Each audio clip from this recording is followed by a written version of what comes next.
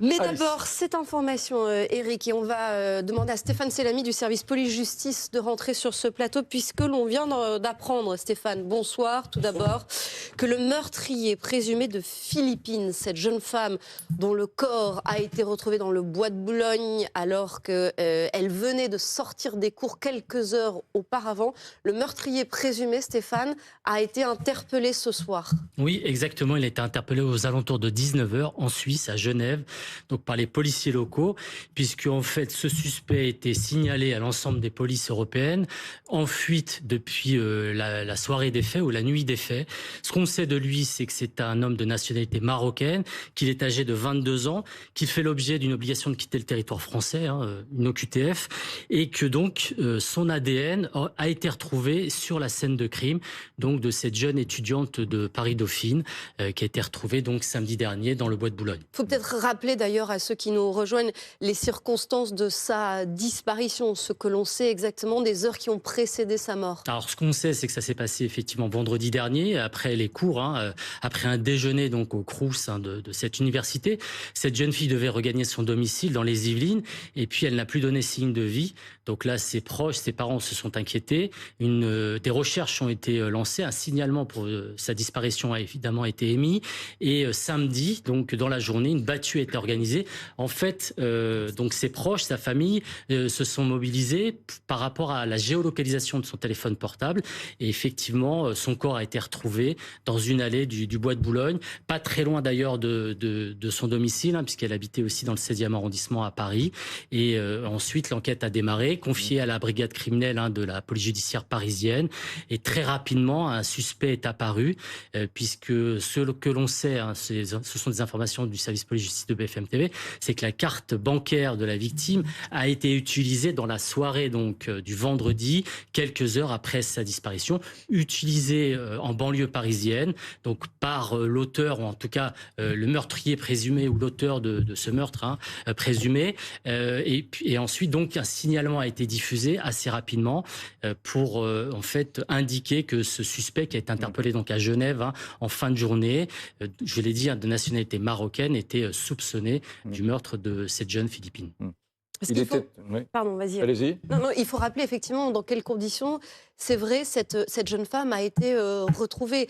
Sa disparition est signalée, son entourage essaie de lui téléphoner à plusieurs reprises et là, effectivement, ils géolocalisent son téléphone portable et ils se disent, c'est là qu'il faut qu'on aille la chercher. Exactement, et donc ils se sont mobilisés très très rapidement puisque cette battue a été organisée samedi après-midi vers 15h avec une cinquantaine de personnes qui se sont regroupées avant de effectivement parcourir les allées boisées donc du bois de Boulogne et finalement d'arriver jusqu'à l'endroit où avait été déposé le corps de la jeune Philippine, âgée de 19 ans, on le rappelle, et c'est comme ça qu'en fait ils sont parvenus donc à retrouver la jeune disparue. Une enquête qui a été menée assez rapidement, Stéphane Selami, ça a été assez rapide. Très rapide, puisque donc les faits remontent à vendredi dernier. Nous sommes aujourd'hui mardi et effectivement cet homme, donc ce suspect interpellé en fin d'après-midi. Alors vous avez évidemment plein de services, beaucoup de services qui ont été mobilisés au sein de la police judiciaire parisienne. Vous avez donc notamment la brigade de recherche et d'intervention, la BRI, qui sont spécialisés aussi sur les filatures et les surveillances. Et donc ils ont été mobilisés notamment pour surveiller le domicile de ce suspect situé dans le département de la Seine-Saint-Denis. Il n'a pas donné signe de vie, et ensuite il a été retrouvé, semble-t-il, grâce à la géolocalisation de son téléphone portable qui a permis de retracer son parcours de fuite jusqu'en Suisse. Cet homme, donc, je le rappelle, de nationalité marocaine, vous venez de le dire, à 22 ans. Le mobile et l'éventuel lien avec la victime, pour l'instant philippine, ne sont pas connus pour le moment. Je répète ce que vous avez dit. Il est arrivé en France depuis l'Espagne en 2019, alors qu'il n'avait que 17 ans, ce meurtrier présumé.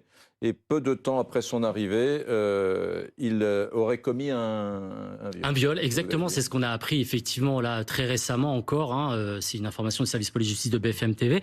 C'est que cet jeune homme a été donc impliqué, confondu pour le viol, pour un viol commis dans le Val d'Oise, donc en 2019, en septembre 2019, sur une jeune femme, et des faits pour lesquels effectivement il a été condamné ensuite à 7 ans de prison.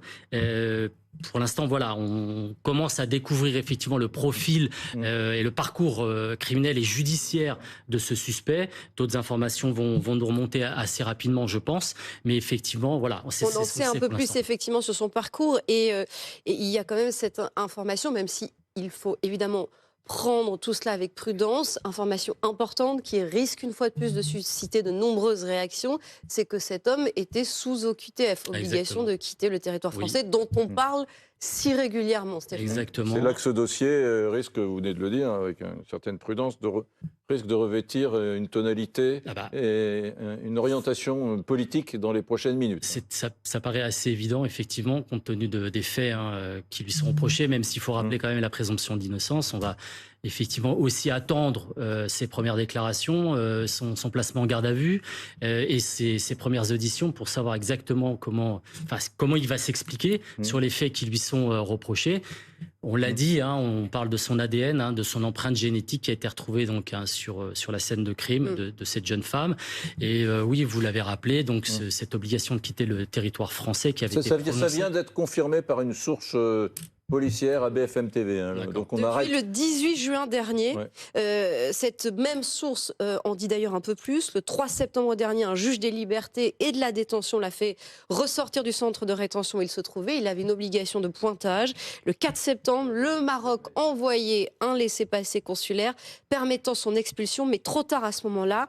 L'homme est déjà dehors et le 19 septembre, soit la veille du meurtre, il a été inscrit au fichier des personnes recherchées. Juste un dernier mot et après on fera tourner la parole. Est-ce qu'on en sait un peu plus, Stéphane, sur les circonstances du décès de cette jeune femme? Pour l'instant, non. L'autopsie a parlé. L'autopsie, oui, des premiers éléments qui nous sont remontés, en tout cas de sources policières, nous indiquent qu'il y a eu strangulation, mais ça reste à confirmer pour l'instant. Et là-dessus, il faut rester prudent.